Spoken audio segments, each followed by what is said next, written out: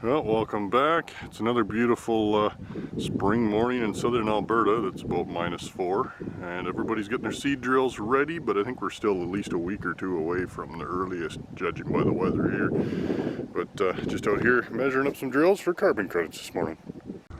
Well, they're really small, but you can see here we do have some little baby kochias. They're just starting to come out of the ground. This is on a west-facing exposure in a bad known kochia spot. And you can see we are up and at them. So this is, what is this today? April 8th. So yeah, it's coming. Well, April 11th today, and as you can see, we're currently snowing. Not begrudging the spring moisture at all, but it would sure be nice for it to be rain and not -8. Maybe it'll kill some of those little baby kochias though that I saw the other day. Oh, we are now April 14th and we had freezing rain overnight, but at least it's rain now and not snow, so that's a bonus. Out in an alfalfa field that we're going to spray out this spring, but we're still not super active here yet. We don't have nearly enough leaf material. We're going to have to wait for probably another week of nice weather here before this is going to be ready to spray out. Oh, I spoke too soon. It's snowing again. Now here's another patch of kochia and Russian thistle. I don't see any Russian thistle coming up, but there is some kochia starting to appear here as well. So it's only a matter of time before the Russian thistle starts to make its appearance as well. And now here's Ryan Hughes from Nature's Aid to talk about his products. In my small plot trials last year, when you calculated in for rate of return, these were the best performing products I had. Hello, this is a short video on Nature's Aid natural products and biostimulants that we manufacture. We are a small family company outside of High River, Alberta. We've had over 40 years experience making biostimulants. I guess we'll start off with biostimulants, and what are they? Here at Nature's Aid, we use the organic material seaweed extract and humic acid. Those applied in small quantities will enhance the plant growth and development. With the help of Dr. Sen's 40 years of research, we simplified the process into 4 easy steps. Step 1 would be the application of soil aid in the spring. This can be done with tank mixing with your pre-seed burn-off or direct injection into your irrigation.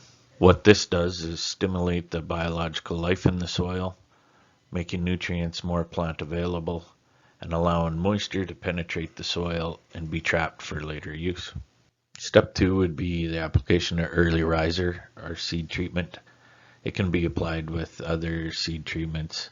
Early riser stimulates the seed, allowing for quicker germination, bigger, healthier roots, in turn pulling more nutrients out of the soil, more moisture out of the soil. Step 3 would be super crop or foliar feed. This is the real stress fighter in the whole program. Supercrop can be tank mixed with other herbicide, fungicides. The plant growth hormones within supercrop change the plant's metabolic processes and allow it to fight stress. You will not see any setback or chemical stress from the application of herbicides. The yellowing and that kind of setback is pretty much eliminated when you feed the plant at the same time you stress it. Step 4 is our winter fix. Fall application. This is applied post-harvest, focuses on the breakdown of crop residue, releasing nutrients for next year's crop, as well as chemical residue breakdown, keeping that away from injuring a crop in the next year. The benefits of Nature's Aid products are their ease of use. Over the years, we've developed a very concentrated product. Soil aid can be added directly to the pre-seed burn-off or injected right into your irrigation system. Early riser is also a concentrated liquid and can be added to your existing fungicide, insecticide treatments. Supercrop can be added in once or multiple times through your in-crop applications. And winter fix can be easily mixed into your post-harvest applications or injected right into the irrigation system. Additional notes are these products work best as a 4-step system. They will increase the yield and the grade of all crops. They can be used on all plants, cereals, oilseeds, fruit, vegetables, peas, legumes, corn, you name it. We always recommend that you use these products alongside a balanced nutrition program, not instead of. And when you're mixing any chemicals together, you should always do a jar test to see if they react. Here's a few pictures of happy customers' results.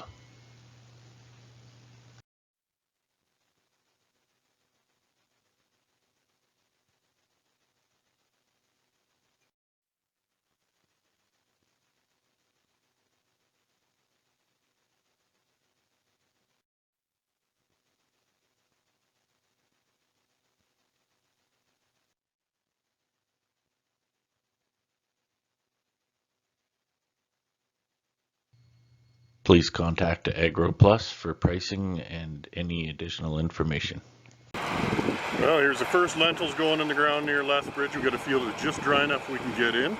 And it was sprayed in the fall with FMC's Focus, so she's nice and clean. Should keep the kochia out of it for a while. All right, well, let's dig for some lentils.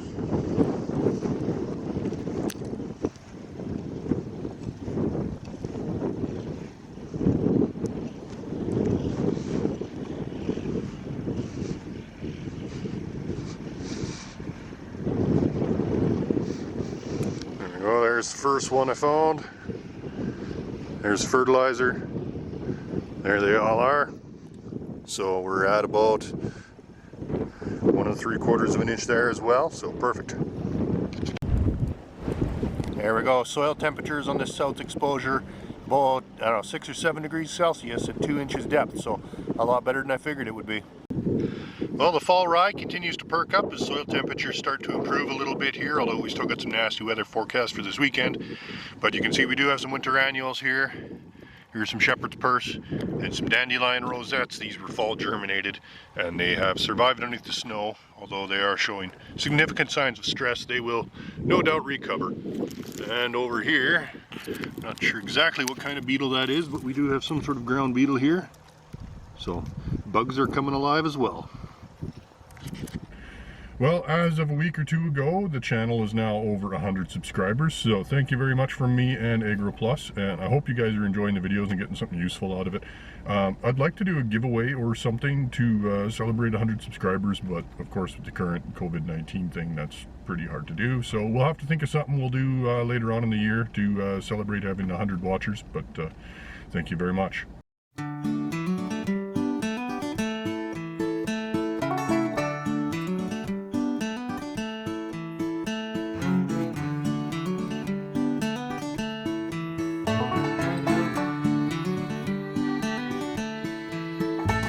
The Chev got stuck in the Ford, got the Chev unstuck when the Dodge showed up. But the Dodge got stuck in the tractor rut, which eventually pulled out the Ford with some difficulty.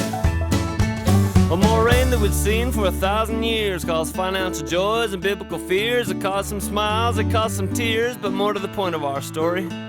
For the first time in the collective memory, that old brown prairie that had been so dry for so long was very muddy, boggy, sticky. We'd pull one truck out and get another stuck in, and motors that roar and tires that spin would sink right down to the diff, and we'd all take turns and do it again until no one could move. We call one more friend, come on out here, we need you. Bring your truck. The Chev got stuck in the Ford, got the Chev unstuck when the Dodge showed up. But the Dodge got stuck in the tractor rut, which eventually pulled out the Ford and the Dodge. Equal opportunity. Well, got me stuck in the mud so I couldn't rehearse, and Chavez too has missed his work. Richie, he now fears the worst. He stood up his ex-wife, she called him a jerk. Of course, Holtman didn't have nothing better to do except ranch. The Chev got stuck in the Ford, got the Chev unstuck when the Dodge showed up. But the Dodge got stuck in the tractor rut, which eventually pulled out the Ford. Well, it was truck after truck, we all got stuck, except the big old 4x100 truck. We all thought, Lord, are we in luck? But he wouldn't come anywhere near us. Mighty neighborly, mighty neighborly. We used a lot of our backs and a little of our brains. It jacked up the jacks, it snugged up the chains. We all did our very best to refrain from shoveling. We put what timber we had underneath the wheels, and we was all out of sand, but managed to steal 2 sacks of the best modern canola seed you ever did see. That ought to give us some traction. The Chev got stuck and the Ford got stuck and the Chev unstuck when the Dodge showed up, but the Dodge got stuck in the tractor rut, which eventually pulled out the Ford. Epilogue. We spilled genetically modified canola seed that was genetically modified for control of the weeds and for big old yields of margarine oil, and raised hell all over that native prairie soil. Agriculture Canada is definitely going to be looking for us.